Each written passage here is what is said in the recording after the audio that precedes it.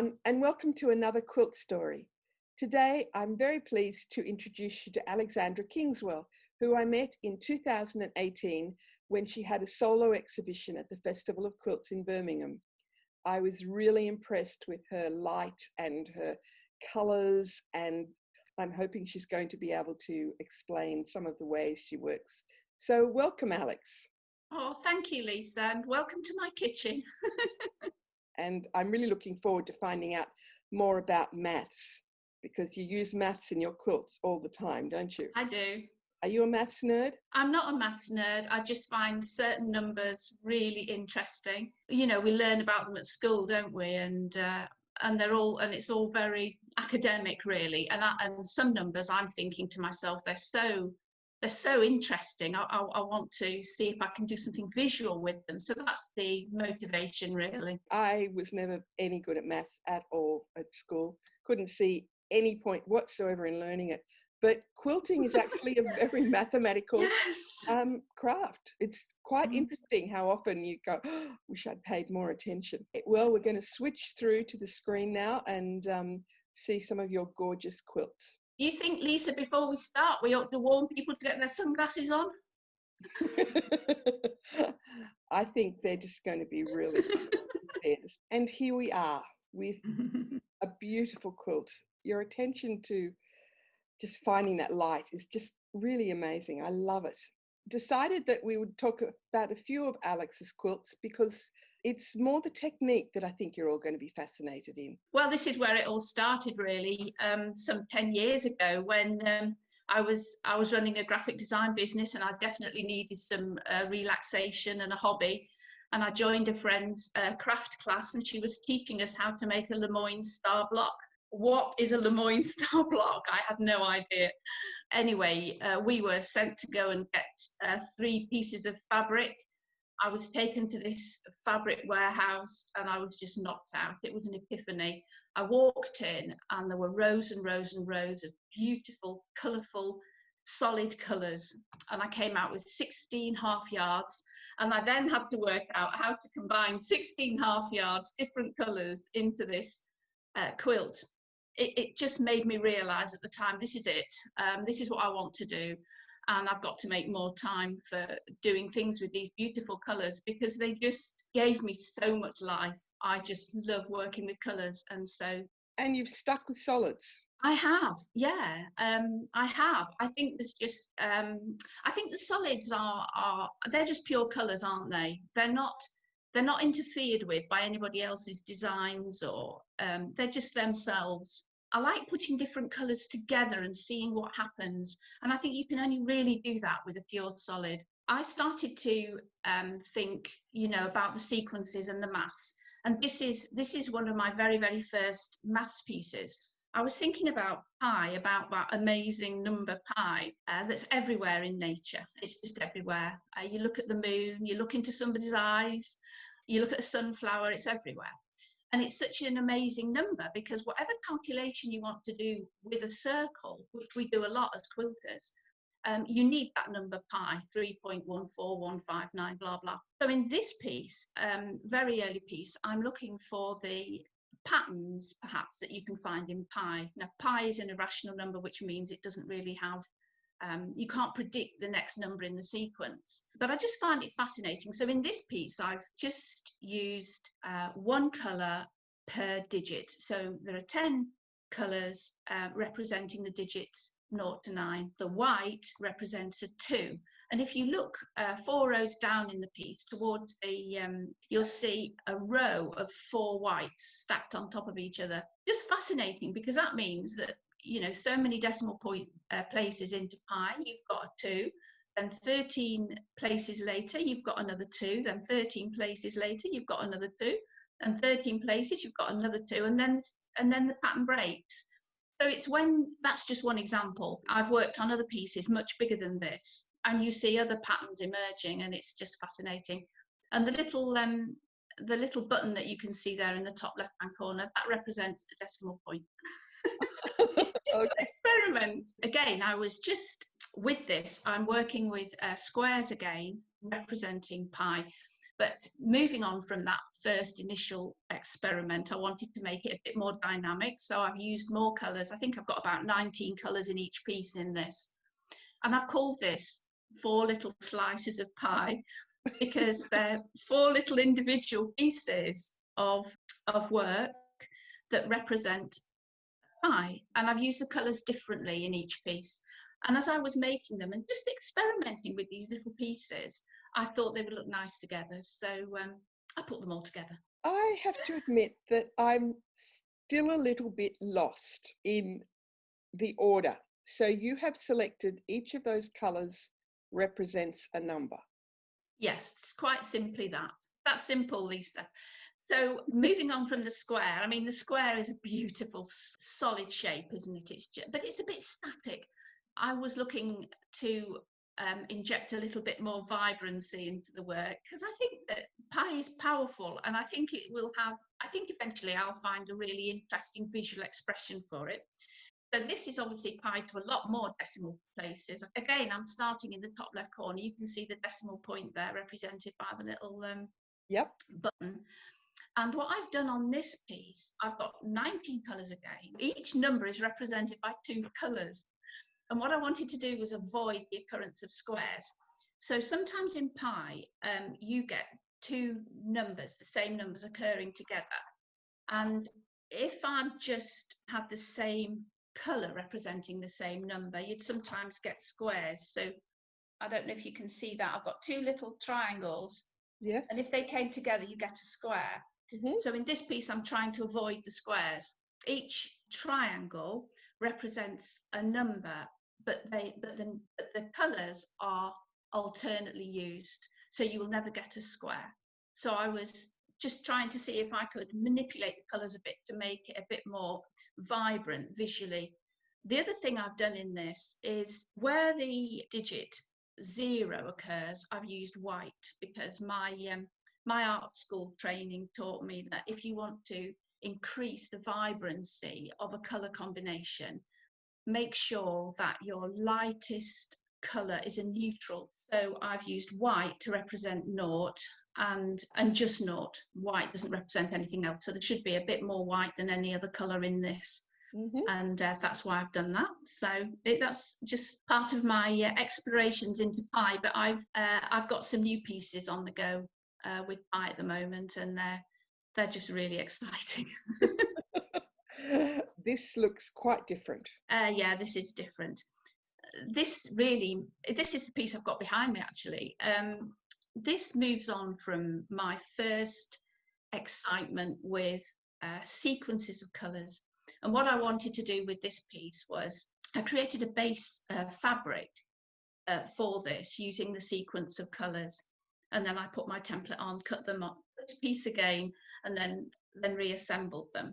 So that's that piece. And when it had been made, it named itself. I find naming pieces of art really very difficult. And my process is such that I never know what the piece is going to look like until like the last minute, really, until it goes onto I've made my base fabric, I've cut it all out, I've laid it all down again, and then I can see what it's going to look like. That's an exciting place to be. So that's why I don't name too early. This piece named itself, and I called it Let the Waters Teem, because to me it was about life and vitality and profusion and woomph in the water. I'm looking closely and I don't see quilting. Well, it's quilted, tie quilted. Depending on what kind of effect I want. With this piece, with a lot of my work actually, I want that flatness because I don't want to distract from the colours and the shape. Quilting has got its own beauty, hasn't it? And I've been doing a lot of that recently. But with this piece, I wanted it absolutely flat. In fact, all the pieces in this series, which you're going to show, I wanted them absolutely flat. And to help with that, there's another. I've stretched them across canvas stretchers, so they're stretched over wooden frames. So that's another piece made very similarly, same colours as the previous piece, same colours, the same arrangement of the design when I start. and then I've cut out the blocks and just arranged them slightly differently. This piece I call Let the Rainforest Sing, because again, I'm using colours and pattern really to try to express some life and vitality. There's a lot of movement in this one. And the interesting thing is, it depends where you stand. If you stand to the left of it and look at it sideways on, or stand to the right of it and look at it sideways on, it looks very different.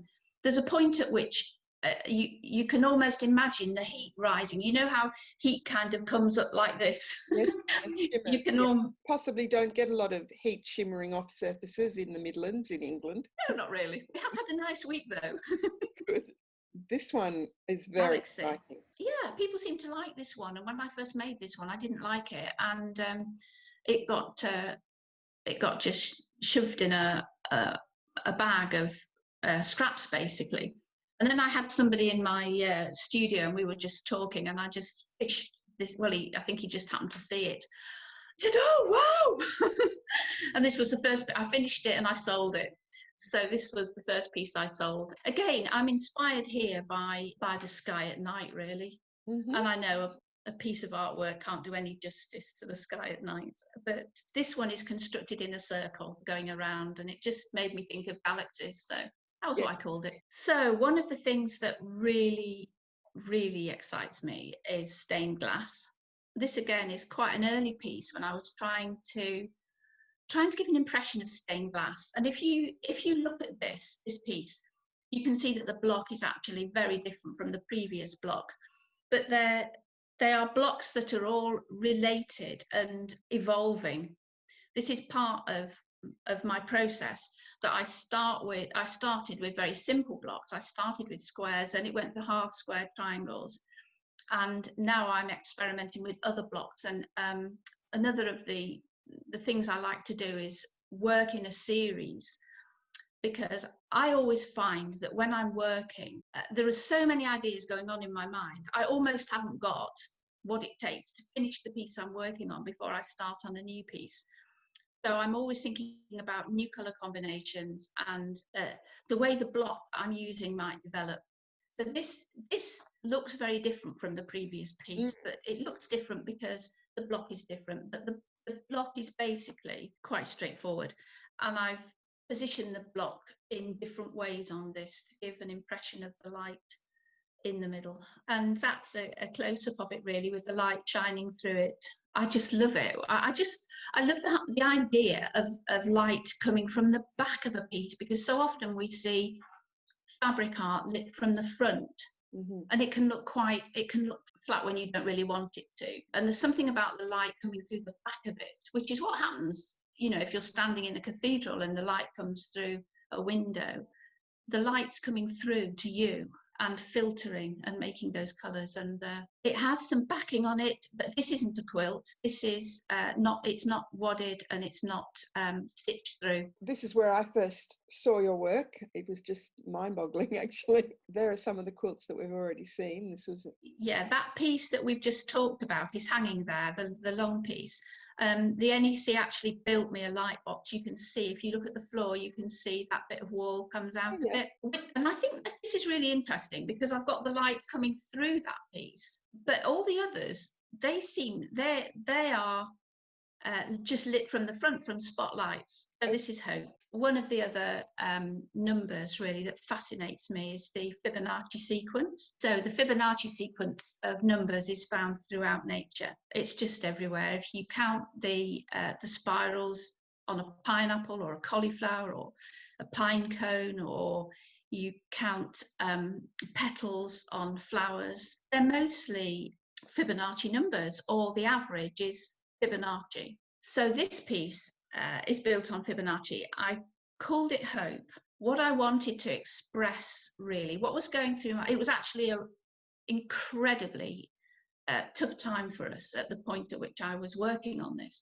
And I was working fairly intuitively, and I was wanting to express that there's a real struggle between keeping hope when darkness is closing in. The first thing I do is I go to my colours and I say, right, which colours are going to express this hope I'm clinging on to? and which colours will express this darkness that, you know, I mean, life is tough, isn't it? And it chucks a load of rubbish at us. And I want to express this darkness crowding in. So I chose my bright, hopeful colours and my dark, moody colours. And then I thought, but I need to be careful of the proportion of the colours in this, because I definitely want to give the impression that hope is there and it's strong and it's holding on and it's not going to let go. But that there's this thing that's crowding in. As I was working out the design for this, I was using a Fibonacci sequence of numbers to actually place the focal point in each line, and then created my base piece of fabric, placing the focal point on each line in accordance with the Fibonacci sequence. Then I've put the whole thing up to create the blocks, jiggled them around, and this was what I came up with.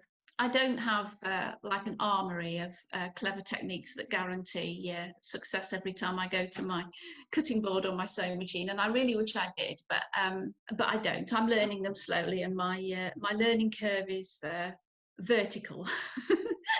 But I definitely have a process, and it's definitely a process that evolves, and it's just exciting, really. So in Hope, I explained how I started with 2 sequences of colour, the colours that I thought would express the hope and the light and the positive aspects, and then the dark, broody, slightly menacing, but I didn't want it to be ugly,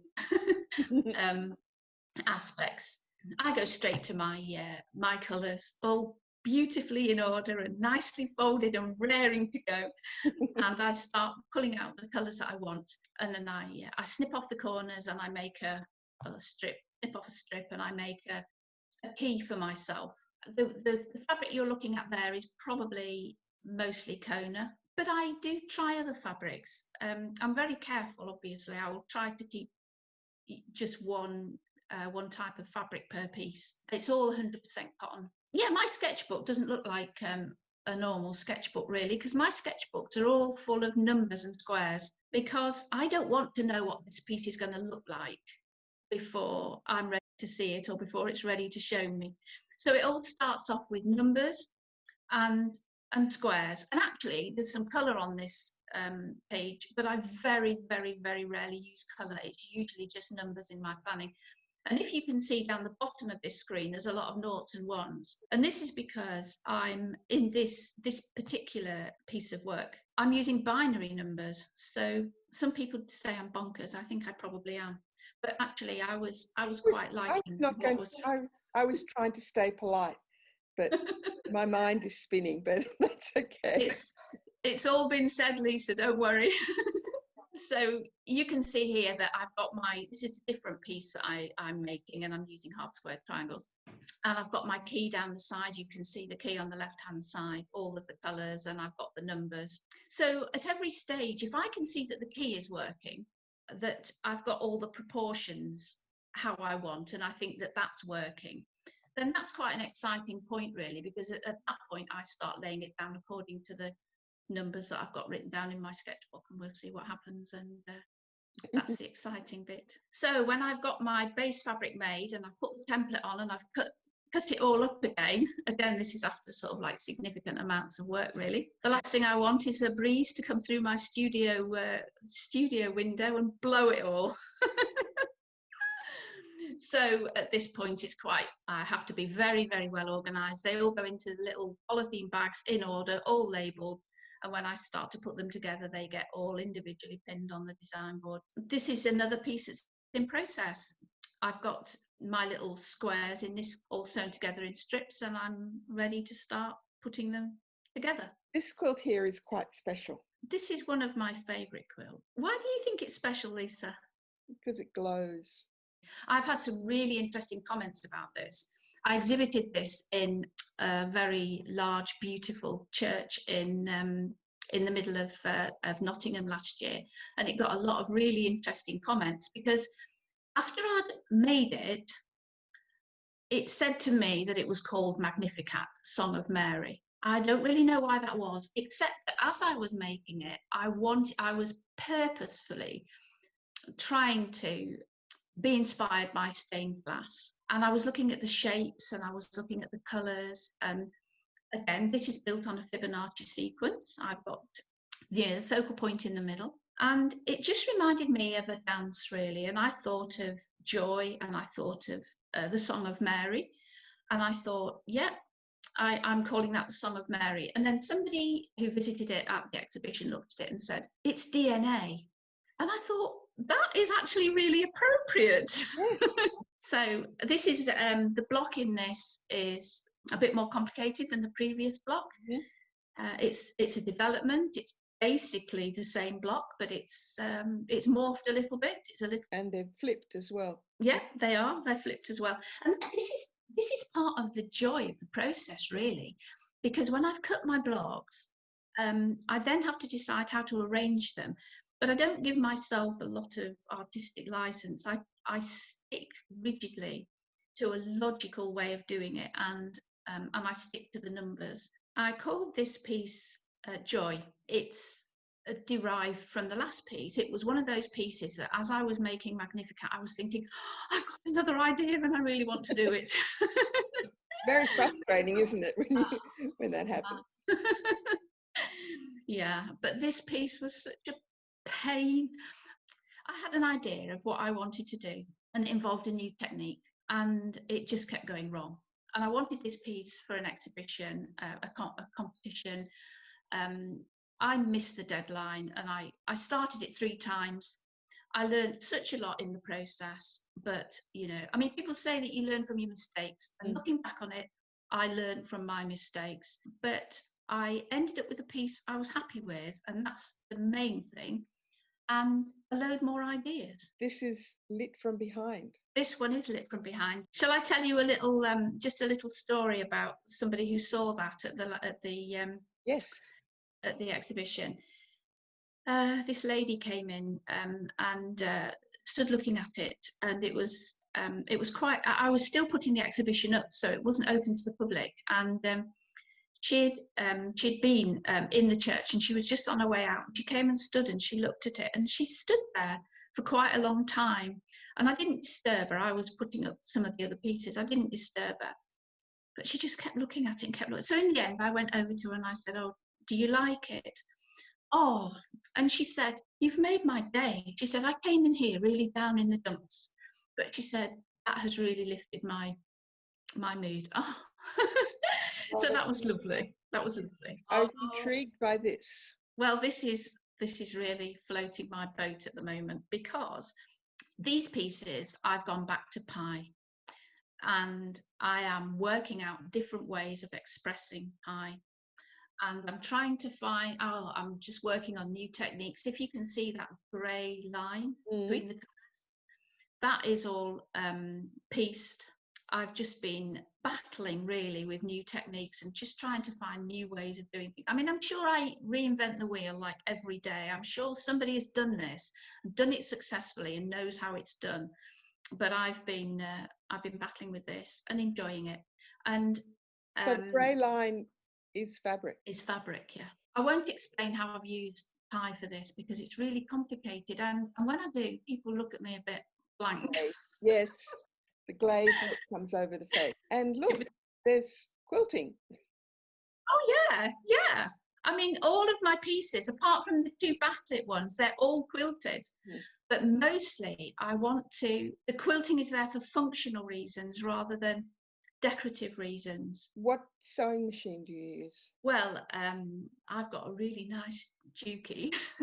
I love my Juki. Is that a domestic size or a domestic? Yeah, I've only got a domestic machine. I don't know. I think if you've got ideas and that, I think you could use almost anything and get some nice results. Well, I mean, your piecing is excruciatingly accurate, and you're working with biased triangles. And accuracy, I think when you're working with numbers, is really quite important. So for me, when I get it right, it's lovely, and I don't find it hard, really. I mean, it's a pain if you have to unpick a whole row. It's worth it.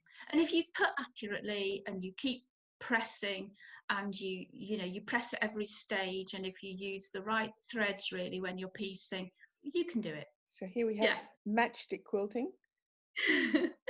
Yeah, you can't see all of it actually. The way the light is shining when I took this picture.